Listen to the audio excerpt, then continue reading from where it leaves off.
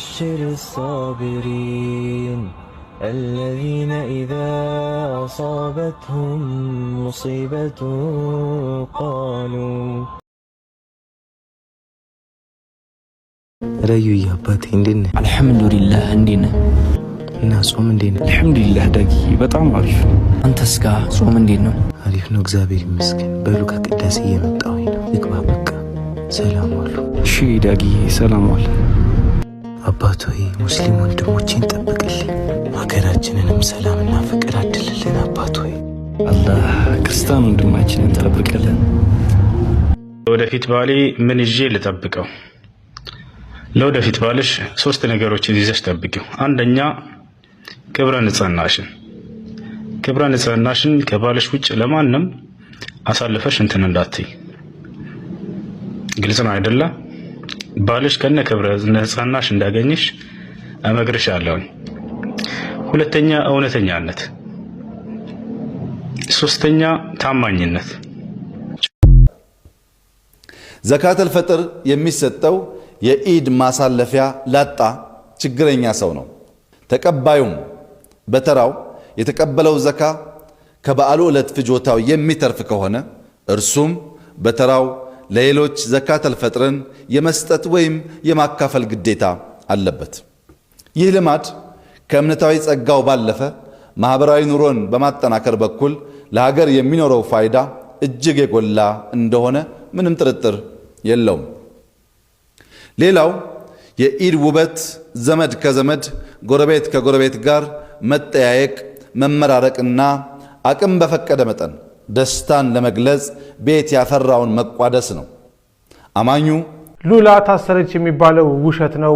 ኢቢኤስ ይቅርታ ጠይቋል። በሌሊት ምንድነው መረጃው? እስኪ ባጭሩ ልንገራችሁ። ቀደም ሲል በዛሀበሻ ፌስቡክ ላይ የኢቢኤስ አመራሮች በብርቱካን ጉዳይ ላይ ስብሰባ መቀመጣቸውን ዘግበንላችሁ እንደነበረ ይታወቃል። በእለቱ ዜናዎችም ያንን መረጃ ይዘን ነበር። ሉላ ታሰረች የሚባለው መረጃ ውሸት ነው። እሷ ላይ ሀስራት የሚችል ነገር እንደሌለ ነው እሷም ለወዳጆቿ እየተናገረች ያለችው። ምክንያቱም እሷ ፕሮግራሙ ላይ መተወን እንጂ ፕሮግራሙን የሚሰሩት ሰዎች ሌሎች ናቸው። ስለዚህም ከቪዲዮ መንሳት በስተጀርባም ምን እንዳለ ከእለቱ ዜና ላይ ተመልከቱ። አሁን ግን ኢቢኤስ በሌሊት በሰጠው መግለጫ ላይ እንዲላል አስቸኳይ ማብራሪያ ነው የሚለው። እንደሚታወቀው ጣቢያችን ኢቢኤስ ቴሌቪዥን መጋቢት 14 ቀን 2017 ዓ.ም እሁድን በኢቢኤስ በተሰኘው የመዝናኛ ዝግጅታችን ውስጥ በሚተላለፈው የአዲስ ምዕራፍ ፕሮግራማችን በተላለፈ አንድ ዝግጅት በርካታ አስተያየቶችና ጥያቄዎች ከተለያዩ አቅጣጫዎች እየደረሰን ይገኛል ሲል ጀምሯል። ኢቢኤስ ቴሌቪዥን ማህበራዊና ኢኮኖሚያዊ ጉዳዮቻችን ወደ መድረክ በማምጣትና የመፍትሄ አካል በመሆን ማህበራዊ ኢኮኖሚያዊ ችግሮችን ለመፍታት የሚተጋ የህዝብ ሚዲያ መሆኑንም ይገልጻል።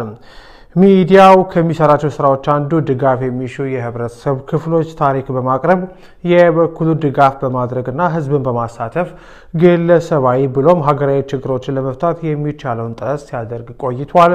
በዚህም ፍሬ ያፈራ ስራ ስንሰራ ቆይተናል። በቀጣይም ይህን ተግባር መስራታችንን እንቀጥላለን ይላል።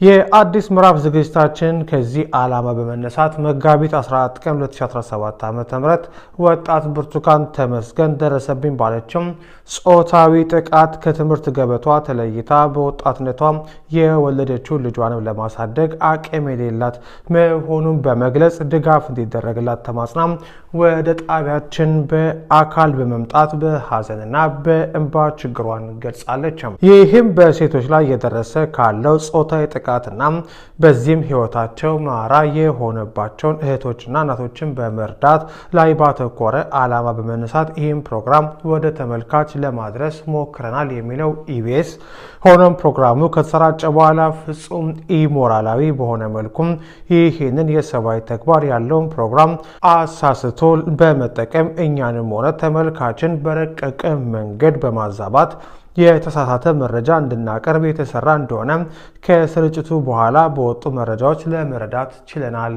ይላል ኢቢኤስ በመግለጫው። ኢቢኤስ ቴሌቪዥን ጉዳዩን በጥልቀት እየመረመረ እንደሚገኝም በመግለጫው ገልጿል።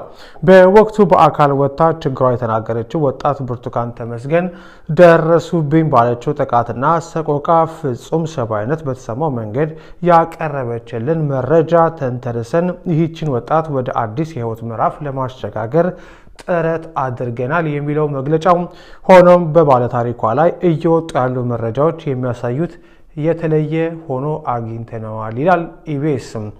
ይህ ስህተት እንዲፈጠር ክፍተት የፈጠረ አካል ተገቢው ህጋዊ እርምጃ እንዲወሰድ ጣቢያችን ከህግ አካላት ጋር ይተባበራል። ጉዳዩን ለማጣራት ለሚፈልግ ማንኛውም ህጋዊ አካል ሚዲያችን ተባባሪ እንደሆነም ይገልጻል። ቀጣይ መሰል ስህተቶች እንዳይፈጠሩ ለማድረግ የሚያስችል ስርዓት ለማጠናከር ቃል እየገባን ለተፈጠረው የመረጃ መዛባት ኢቢኤስ ቴሌቪዥን ይቅርታ ይጠይቃል። ተጨማሪ መረጃዎች እንዳገኘን በድጋሚ እናሳውቃለን ይላል ኢቢኤስ። አማሮቹ ምሽቱን ከተሰበሰቡ በኋላ ያወጡት መግለጫ። አስተያየታችሁን እስኪ በኮሜንት ላይ እየጻፋችሁ እንወያይበት። በነገራችን ላይ ኢቢኤስ ይህንን መግለጫ ካወጣ በኋላ እንደገና ከገጹ ላይ አንስቶታል። ጉዳዩ ምን እንደሆነ አልታወቀም።